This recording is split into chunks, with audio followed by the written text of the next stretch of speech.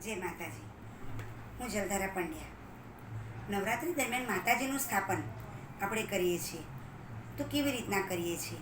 તો માતાજીની મૂર્તિ કે ફોટાની સામે આપણે સ્થાપનાની જોડે કળશ મૂકવામાં આવે છે. એટલે કે માતાજીની મૂર્તિ છે કે ફોટો છે તેની ડાબી બાજુએ ઘટ સ્થાપન કરવામાં આવે છે.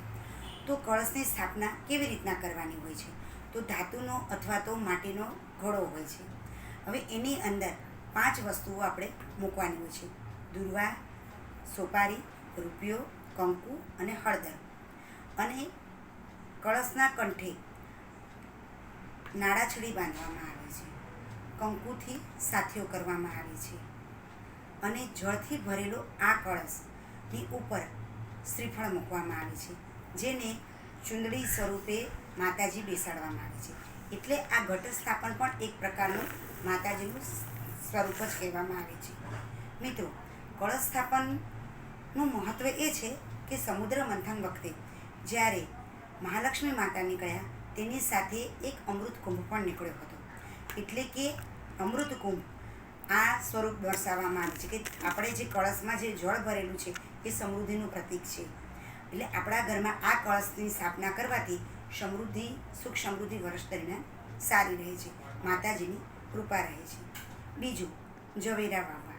એટલે કે છાબડીની અંદર માટી અને જવ મિશ્રિત કરી અને ગંગાજળથી મિશ્રિત જળ મૂકવામાં આવે છે. અને આ જે ઝવેરા હોય છે તે માતાજીને પ્રસન્ન કરવા માટે તેમજ ઘરમાં સુખ શાંતિ અને સમૃદ્ધિ માટેનું પ્રતીક ગણવામાં આવે છે. ત્રીજી વસ્તુ છે ગરબો, જે નવરાત્રિનું મુખ્ય છે. આ સ્થાપના ગરબાની શા માટે કરવામાં આવે છે? તો ગરબો શબ્દ એક ગર્ભ શબ્દ ઉપરથી ઉતરી આવ્યો છે. હું એવું વિચારું છું કે પહેલાંના જમાનામાં માતાજીની મૂર્તિ કે ચિત્ર કે ફોટો મંદિરમાં સ્થાપના કરવામાં આવતી હતી અને મંદિરમાં ગર્ભગૃહમાં માતાજી રહેતા હતા. હવે સામાન્ય વ્યક્તિના ઘરમાં પહેલાં માતાજીની ત્રિશૂલવાળી ફક્ત ચિત્ર ઘરમાં રાખવામાં આવતું હતું કે કંકુથી કે સિંદૂરથી લગાવવામાં આવતું હતું કે આ જ માતાજીની સ્થાપના. હવે નવરાત્રિ દરમિયાન માતાજીને ચાચર ચોકમાં લાવવા માટે આપણે ગરબો એટલે કે ગર્ભમાંથી જે માતાજી ગરબામાં આવે છે, એટલે કે ગરબાની અંદર અખંડ જ્યોત સ્વરૂપે માતાજીને બિરાજવામાં આવે છે. એટલે અખંડ જ્યોત જે આપણે કરીએ છીએ એ જ્યોત એ માતાજીનું સ્વરૂપ ગણવામાં આવે છે. એટલે સાક્ષાત માતાજી જે છે એ અખંડ જ્યોતમાં જ્યોતિ સ્વરૂપે બિરાજે છે. એ જ વસ્તુ ગરબાની અંદર શા માટે? તો ગરબાની અંદર છિદ્રો હોય છે. તો મિત્રો, 9 છિદ્રો હોય જો ગરબામાં તો 9 દુર્ગાનું પ્રતીક સમજવાનું. 51 છિદ્રો હોય તો સમજી લેવાનું કે 51 શક્તિપીઠનું પ્રતીક છે. 64 છિદ્રો હોય તો સમજી લેવાનું કે 64 જોગણીઓનું છે. અને 108 એટલે કે 108ને આપણે 9 અંક એટલે કે પૂર્ણ અંક કહીએ છીએ.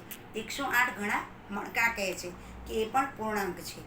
હવે ગરબો જે છે એને અલગ અલગ રીતે કરવામાં આવે છે. જેમ કે 2 પ્રકારના ગરબા હોય છે. એક છે સ્થિર ગરબો કે જે અખંડ જ્યોત 9 દિવસ સુધી રહે છે. બીજો છે જે આપણે ચાચર ચોકમાં ગરબો મૂકીએ છીએ કે જેને રમતો ગરબો કહેવામાં આવે છે. જેને આપણે ગરબા ગઈએ ત્યારે માથે લઈ અને ગરબો આપણે કરીએ, ઘૂમીએ છીએ. હવે આ ગરબોની સ્થાપના કેવી રીતના થાય? તો માતાજીની સ્થાપનામાં જ્યારે આપણે ગંગાજળ છાંટી દઈએ ત્યારબાદ માતાજીનો જ્યાં ગરબા જ્યાં સ્થાપિત કરવાનો હોય ત્યાં કંકુથી સરસ મજાનું સાથીઓ કરીએ, 5 ચાંદલા કરીએ, ત્યારબાદ ઈંઢોણી મૂકવામાં આવે. ગરબાની ઉપર પણ સ્વસ્તિક કરીએ, 5 ચાંદલા કરીએ અને ગરબાની અંદર તેમાં કોઈ પણ ધાન્ય, ચોખા, મગ કે ઘઉં ગમે તે મૂકી શકાય. અને ગરબાની જે કંઠ છે ત્યાં પણ નાળાછડી બાંધવામાં આવે અને ત્યારે અંદર દીપ પ્રગટાવવામાં આવે છે. અને માતાજીની સ્વરૂપ જે આ જે જ્યોત છે તે સૂતરની હોય છે અને ગાયનું ઘી અંદર ઉમેરીને આ 9 દિવસ અખંડ જ્યોત કરવામાં આવે છે. તો આ સમજાવ્યું ગરબાનું સ્વરૂપ. મિત્રો, મારો આ તમને વિડીયો સારો લાગ્યો હોય તો મારી ચેનલને સબસ્ક્રાઈબ કરજો, લાઈક કરજો અને તેને